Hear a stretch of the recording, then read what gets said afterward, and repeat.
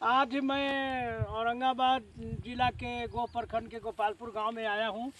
और आप देख सकते हैं कि किसान भैया लोग धान की फसल को उगाए हैं और आज धान का जो पौधा है पक गया है और पक कर पीलापन आ गया है और इसे किसान भैया लोग काटेंगे।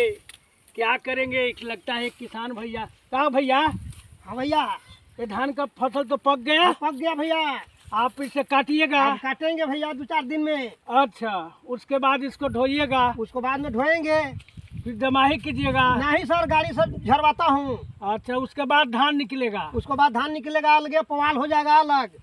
वाह वाह वाह वाह, आप देख सकते हैं धान का फसल कितना मतलब कि काफ़ी मतलब कि किसान भाइयों को खुश करने वाला ये धान के बाली जो है लहरा रहे हैं।